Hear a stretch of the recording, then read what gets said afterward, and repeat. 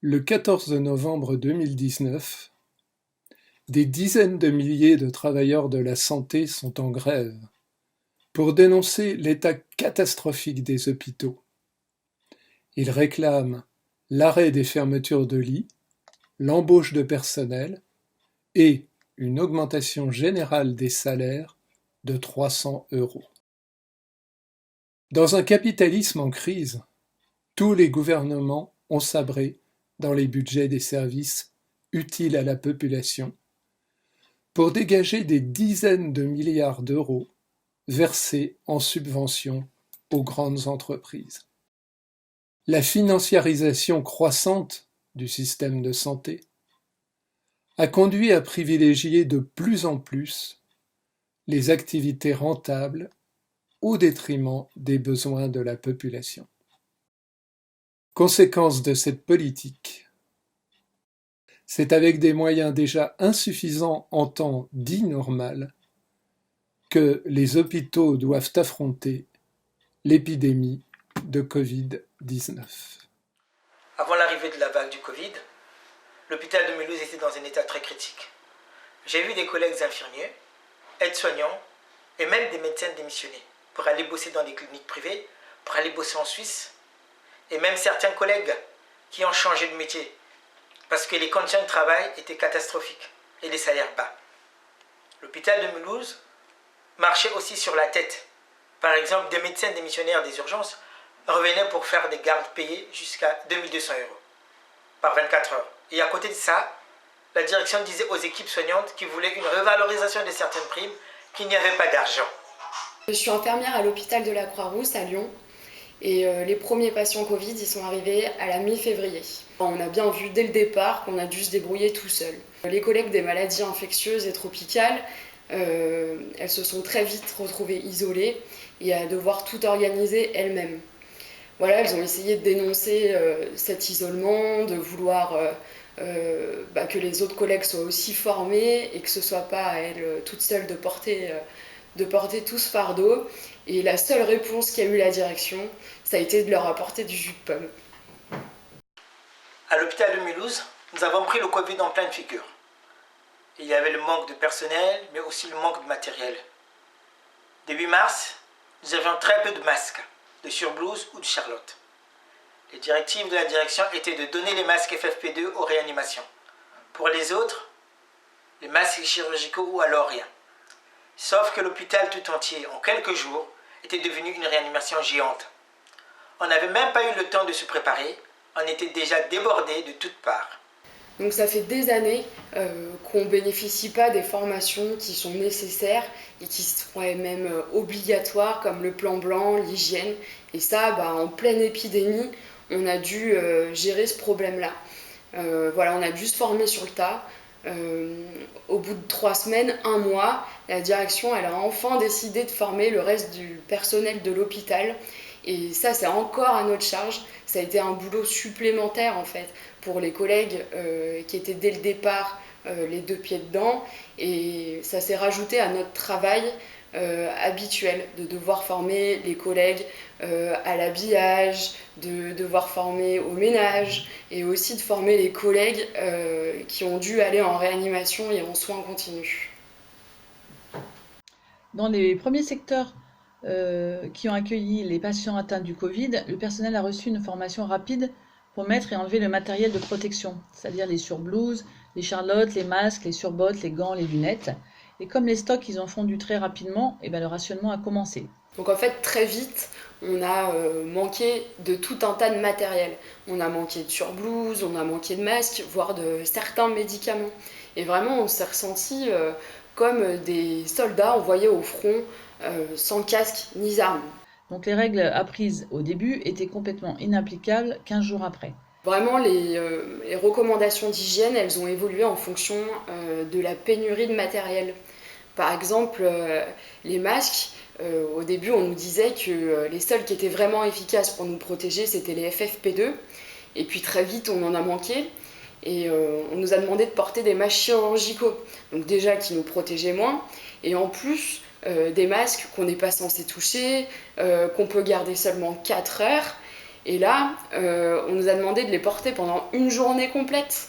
Donc ce qui voulait dire qu'on pouvait ni manger ni boire. Et quand on a évoqué ça à la direction, la seule chose qu'ils ont pu nous répondre, c'est qu'on peut rester une journée entière sans manger et sans boire. Donc les chefs donnaient 2 masques chirurgicaux, 1 FFP2 et 2 surblouses par travail de 8 heures dans les services d'hospitalisation et 3 FFP2, 3 masques chirurgicaux dans les services en 12 heures de réanimation entre autres. Et dans ces services-là, pour les surblouses, eh ben, c'était en fonction des arrivages et des dons des entreprises. Cela pouvait être des combinaisons, des tenues en sac plastique, des blouses de supermarché. Et même les derniers temps, il fallait récupérer les blouses pour qu'elles soient lavées et remises en circulation. Il fallait s'adapter sans arrêt et réfléchir à comment ne pas se contaminer et ne contaminer les autres. Cela a beaucoup compliqué le travail. Et tout le monde a bien vu que les mesures d'hygiène officielles ont évolué au cours du temps en fonction du matériel à disposition. Dans les secteurs Covid, alors tous les jours on se demandait ce qu'allait manquer comme matériel en tout genre et comme médicaments, dont les sédatifs. Tous les jours on entendait il manque de ci, il manque de là. Et ça a entraîné une vraie tension nerveuse importante car on ne savait pas si on allait être fourni rapidement ou pas. Et donc des collègues infirmières, cadres, médecins étaient chargés du lien avec la pharmacie et avec la logistique en permanence pour trouver des solutions temporaires, et cela tous les jours. Ça a vraiment reflété ce que c'est qu'une gestion à flux tendu des stocks, qui fait qu'en période d'épidémie, eh ben, ils sont incapables de répondre à la demande, et il faut que des personnels déploient une énergie fantastique pour que cela marche quand même. Pendant des jours à la télé, on aurait cru voir le débarquement en Alsace. En fait, ce n'était que quelques tentes, montées par des jeunes militaires sans aucune protection, au sein de l'hôpital de Mulhouse. Beaucoup de pubs pour Macron et son gouvernement, mais sur le terrain, un peu moins de 30 lits occupés. Mais pas par les patients les plus graves. Certains cas les plus lourds étaient évacués dans d'autres hôpitaux en France ou à l'étranger. Tous les jours, des morts, parfois des dizaines par jour. La direction et l'agence régionale de santé se refusent encore à nous donner le nombre exact de morts à l'hôpital. Pour soigner tous les malades dès les débuts, il aurait fallu plus de blouses blanches et plus de matériel, et non pas quelques casques verts et des rangers. Alors à Rouen, on a été moins touché par l'épidémie, mais ça n'empêche que l'hôpital a été contraint de dépendre de la charité publique. Des associations, des artisans ont fait preuve de vraie générosité en nous apportant le matériel dont on manquait cruellement, les masques, des combinaisons, enfin voilà quoi. Mais à l'inverse, on a entendu les multinationales claironner devant les médias qu'ils allaient fabriquer des pièces de respirateurs, du gel hydroalcoolique, distribuer des bons de carburant. Ils se sont fait de la publicité vraiment pour pas cher, en se faisant passer pour altruistes, alors que leurs actionnaires se gavent d'argent public en permanence, et ce, au détriment justement des services utiles à la population et de la santé en particulier. Il y a 2 ans, Macron nous disait qu'il n'y avait pas d'argent magique pour la santé.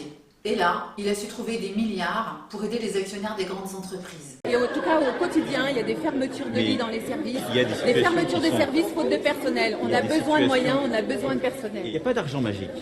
Et donc tous les gens, si j'écoutais, si je regarde, on voit bien dans quel camp est l'État, quels que soient les gouvernements. Il est du côté des possédants, du côté des plus riches. Pour eux, des milliards. Pour nous, la charité, le dévouement, les risques et les belles paroles. Donc ce manque de moyens de protection, il a eu des conséquences concrètes, parce que sur l'ensemble des hôpitaux lyonnais, il y a à peu près 700 d'entre nous qui ont été testés positifs. Donc en plus, ça, c'est des gens qui présentaient des symptômes, on n'a pas testé tous les autres, quoi. On voit bien aussi qu'il y a une conséquence directe entre le manque de moyens de protection et les personnes qui ont été contaminées. Parce que par exemple en gériatrie où il manquait beaucoup de matériel, et ben c'est là où il y a plus eu de collègues qui ont été malades en fait. Sur le nombre de soignants infectés, les chiffres divergent entre la direction et la médecine du travail. Pour la direction, les chiffres plus que minorés sont d'environ 700. Pour la médecine du travail, les chiffres sont d'environ 1500 sur plus de 6000 salariés.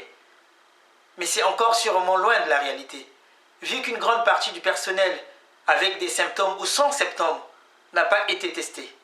Supprimer des postes, supprimer des lits, rogner sur le matériel, c'est mettre en danger les patients et les soignants.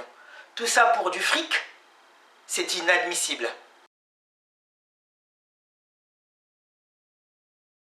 Donc à l'hôpital psychiatrique du Métier à Douai, depuis le commencement de la crise, le directeur a fermé des unités pour libérer du personnel et des lits pour les patients psy malades de Covid. Donc c'était dans un premier temps, c'était 3 unités, donc ça fait quand même 80 patients que les équipes ont dû mettre dehors un peu de façon précipitée et pour lesquels ils sont quand même inquiets. Il y en a qui sont suivis au téléphone par les centres extérieurs, mais globalement il y a des patients qui donnent plus de nouvelles et c'est l'inquiétude chez les équipes. Pour accueillir les patients atteints du Covid, dont le nombre ne cessait d'augmenter, l'hôpital a dû se vider en 15 jours de tous ses patients habituels. Donc les consultations, les hôpitaux de jour et les hôpitaux de semaine ont été fermés, donc sauf la cancéro. Le suivi des patients urgents donc a continué par téléphone néanmoins. Les interventions aussi ont été annulées, sauf les urgences. Du coup, les blocs, les salles de réveil, les soins intensifs se sont transformés en réanimation, en récupérant du personnel des autres secteurs fermés et en récupérant aussi du matériel de tous les côtés pour pouvoir installer des lits de réanimation. Cela a demandé un travail énorme et personne ne peut l'oublier. Mais pour pouvoir faire face à cette épidémie, les patients habituels ont été mis de côté totalement. Cela veut bien dire que le manque de place dans les hôpitaux est tel que lorsqu'il y a une grande crise sanitaire comme celle que l'on vient de connaître, on ne peut pas prendre en charge tout le monde. Des lits, il y en avait énormément, voilà. Ça a commencé à baisser dans les années 80 et alors à partir des années 90, ça a été la flambée, les 96, ils voulaient 100 000 lits en moins. Alors, depuis 2002, il y en a 70 000, déjà, c'était 60 000 et quelques, je crois, entre 2002 et 2015, qui ont été supprimés au nom du tout ambulatoire, mais aussi en fermant le long séjour, donc en transférant des lits dans les EHPAD, donc dans le privé aussi, hein, forcément. Voilà. Et ces lits, ils manquent. Ils manquent toute l'année, hein. Ils ne manquent pas que pendant cette période Covid où il faut absolument hospitaliser des centaines de gens en même temps, au même moment, là, rapidement. Non, non, ils manquent toute l'année pour prendre en charge correctement les malades.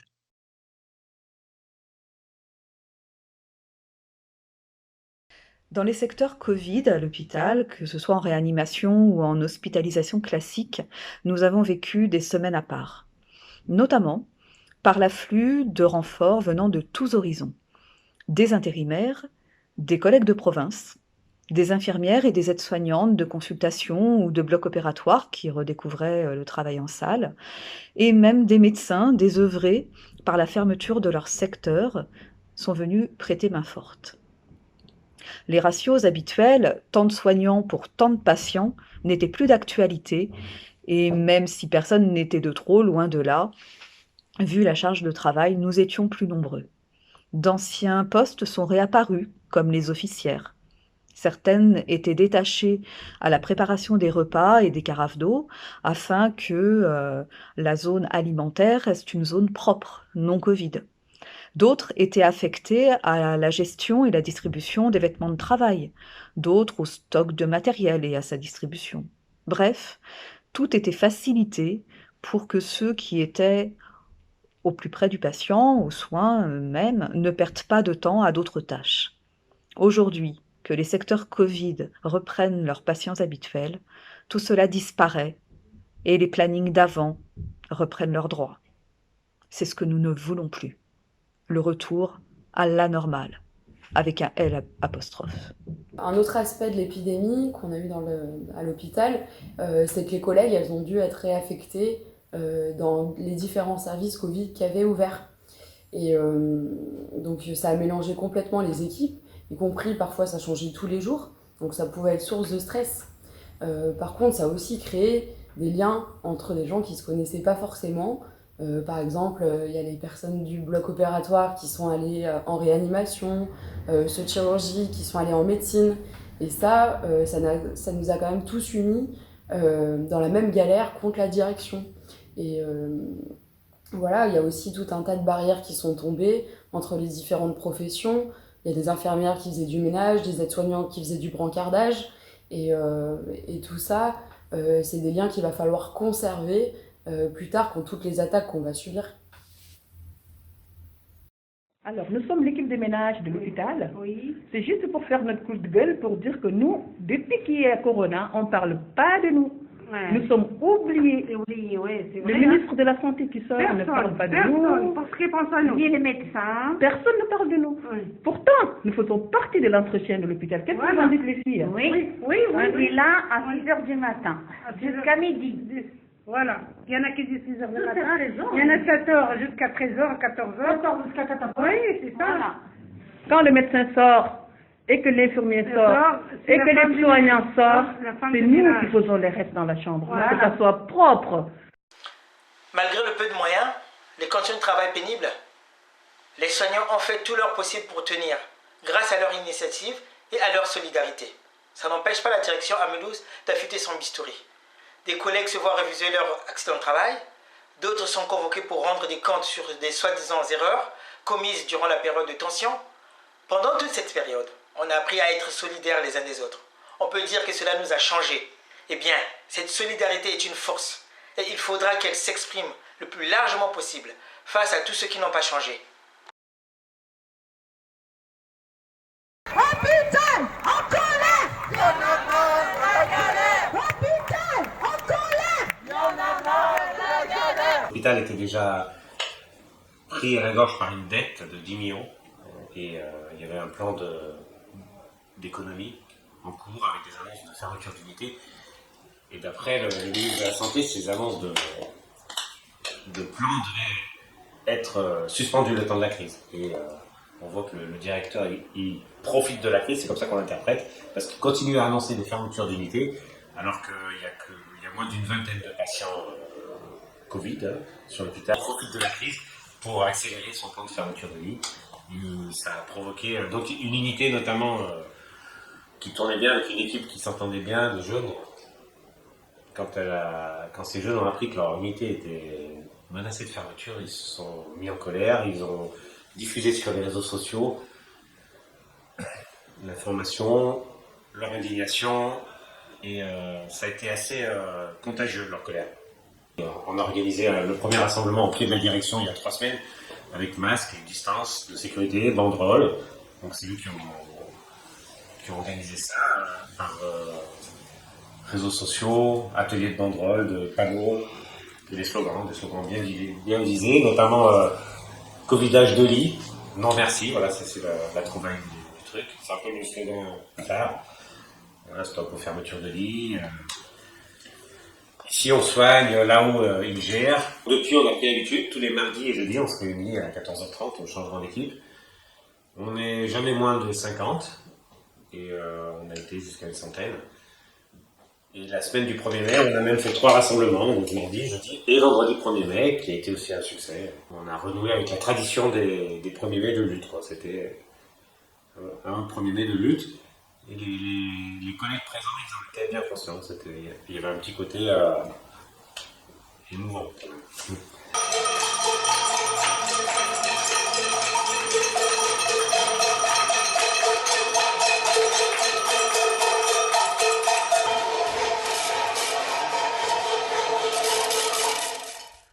Oui, c'est vrai que nous avons eu la visite de Macron. Ça s'est vite su. Alors, comment ça s'est vite su? C'est que les collègues, elles ont vu tout de suite qu'il y avait des gens bizarres, etc. Un costard, qui faisait un peu vigile, un peu personne de haute importance. Et donc, ça a fait comme une traînée de poudre. Tout le monde s'est appelé les unes les autres. Et elles ont interpellé Macron, parce qu'elles se sont aperçues qu'il était là.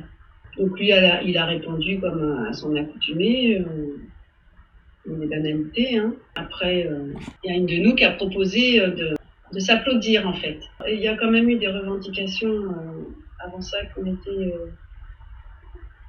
ont été dites, hein, entre autres d'avoir des revalorisations salariales, des embauches, ça a été dit. Donc on ne peut pas dire que le président de la République n'est pas entendu. Alors, il y a des vidéos qui ont circulé à ce sujet, et la vidéo officielle qui est parue ensuite sur le tweet là, de l'Élysée ou je sais pas quoi, montrait en fait c'était tronqué ce qui montrait, parce que on voyait pas justement la collègue qui, elle, appelait à s'applaudir un peu soi-même, quoi. Enfin, voilà. Et donc, on voyait plutôt sur cette vidéo-là que Macron était applaudi, alors que pas du tout. Ici, salut Bernard Pétain. Au contraire, augmenter les salaires, de l'argent pour l'hôpital, pas pour le capital. Nous étions invisibles avec la pandémie. On voit bien que c'est les travailleurs qui font tourner le pays.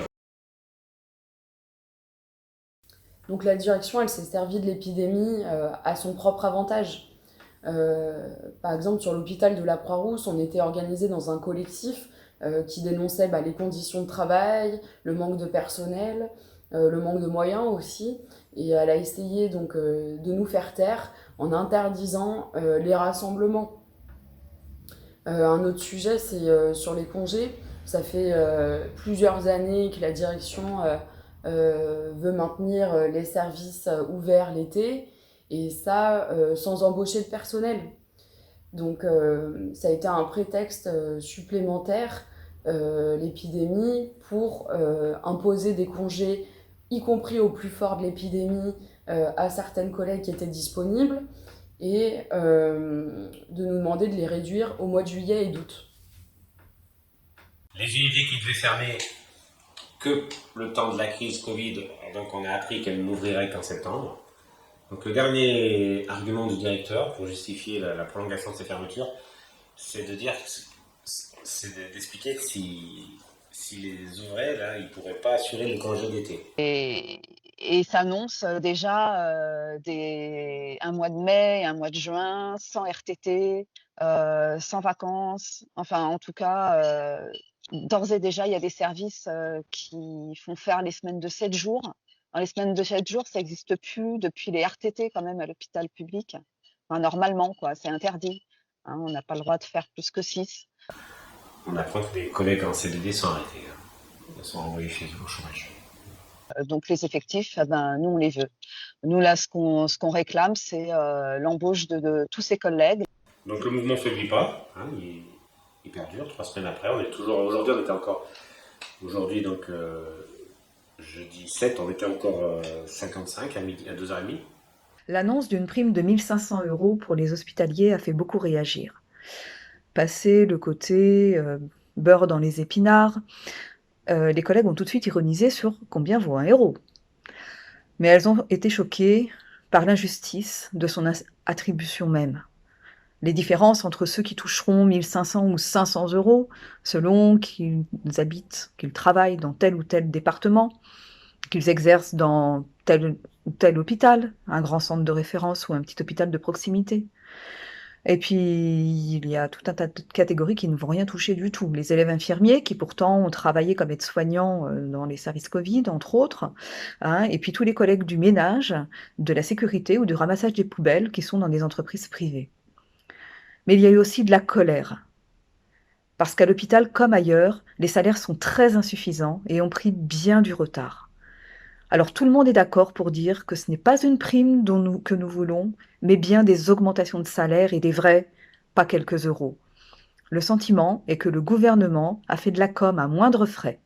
Nous ne voulons pas de cette charité, nous ne voulons pas être divisés, et nous voulons pour tous des augmentations de salaire pour pouvoir vivre dignement.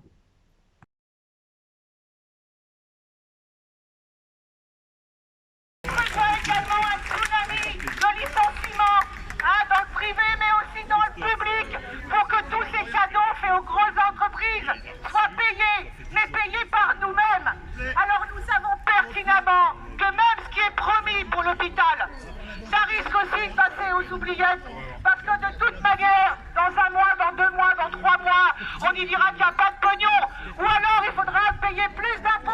Donc si on veut que l'hôpital y tienne, on veut de l'argent. On ne veut pas une prime. La prime, en plus, on veut que ça soit le personnel du ménage qui l'est. Ceux qui ont trimballé des tonnes d'ordures, les petites entreprises, il faut que vous fassiez pression sur leur patron. Il faut qu'ils payent une prime de 1 500 € pour ces employés qui ont travaillé très dur. Donc là, il faut faire pression sur ces entreprises. Et que tout le monde l'ait. En plus, après, c'est pas 300 € qu'il faut, c'est bien plus pour garder notre personnel. Moi, je suis en réanimation, il y a la moitié d'effectifs, les 2 tiers d'effectifs qui partent. Donc il n'y aura personne après. Si on veut garder ces gens-là, c'est pas 300, c'est 500. De l'argent, on veut de l'argent. Ouais, de l'argent. On veut de l'argent. C'est pas si compliqué que ça. De l'argent, il y en a. On parle du trou de la Sécu, mais l'État, il est capable de donner des milliards aux patrons, à travers des crédits d'impôt, à travers des dégrèvements de charges sociales. Tout ça, c'est des milliards. Le crédit d'impôt compétitivité, c'était 41 milliards quand même. Donc c'est le trou de la Sécu qu'on nous annonce là. Qu'est-ce que ça veut dire? Donc moi, je pense que régler en profondeur là, les problèmes des hôpitaux et de l'accès aux soins, ça demanderait de s'attaquer à ce système capitaliste. Et les vrais responsables, pas simplement un Macron ou n'importe quel président de la République ou gouvernement en place, c'est s'attaquer aux vrais responsables de cette société qui tourne en fait pour les plus gros, pour que les profits puissent continuer à se faire, et carrément en se faisant du fric sur le dos des travailleurs, mais y compris sur écoutez, les deniers publics. Et ce qui est essentiel, et ce qui a vraiment été nouveau, c'est que tout le monde ose demander des augmentations de salaire. Après ce qu'on a vécu là, tout le monde ose. On en a tellement bavé, et on sait qu'on va en baver. Donc des augmentations de salaire, c'est indispensable. Indispensable. Alors évidemment, les autres revendications, moi je suis archi d'accord, Lily, la formation, tout ce qu'il y a pour le personnel, bien entendu. Mais pour avoir ça, comment on va faire pour avoir ça? Vous avez vu Macron, ce qu'il a fait? Il fait des milliards aux entreprises de l'automobile qui sont en train de licencier. Donc ces milliards, si on veut les avoir pour nous, il va falloir se battre avec les salariés de ces secteurs aussi. Et puis tout le monde a besoin des augmentations de salaire, que ce soit dans l'automobile, que ce soit dans le commerce, dans ceux qui ont participé justement à cette crise du Covid. Donc pour les avoir ces milliards, il faudra s'y mettre tous. Et là, moi, je pense que tout le monde, c'est bien, mais c'est pas un soutien qu'il faut aux hôpitaux. C'est une participation active pour défendre son boulot aussi et son salaire aussi. Parce que c'est comme ça qu'on pourra faire pression sur ce gouvernement pour inverser la tendance. Pour que ces milliards, ils n'aillent pas à ces salopards qui sont en train de licencier, mais pour nous, pour tout ce qui est utile à la population. Ce qui est sûr au niveau des effectifs, c'est que si on demande à chacun d'entre nous, dans n'importe quel service où on travaille, que ce soit à l'usine, vous demandez au plombier de l'hôpital, au jardinier, vous demandez à la secrétaire, vous demandez à n'importe qui, au brancardier, à la collègue qui est dans un labo, même dans un tout petit labo hyper technique et de pointe, vous demandez à n'importe quelle infirmière, à n'importe quelle aide-soignante, à n'importe quel médecin, dans n'importe quel service, de n'importe quel hôpital, on sait, nous, ce qu'il nous faut pour travailler correctement au quotidien. Changer l'hôpital, c'est comme changer la société. C'est-à-dire que si les travailleurs de l'hôpital prennent possession, on va dire, de l'hôpital, déjà, on arrête de donner plein de sous au privé. Et justement, avec cet argent, on pourrait quand même embaucher le personnel suffisant. À l'hôpital, il y a trop de travail, à l'extérieur, il y a trop de chômage. Embauchez les chômeurs. C'est toujours la même histoire dans cette société. C'est pas les travailleurs qui décident, c'est pas les travailleurs qui ont le contrôle. Eh bien, c'est ça que j'ai envie, moi, c'est que nous ayons notre mot à dire, mais au-delà de ça, nous ayons le contrôle et que nous donnions les moyens d'imposer ce qu'il nous faut à cette société. De l'argent!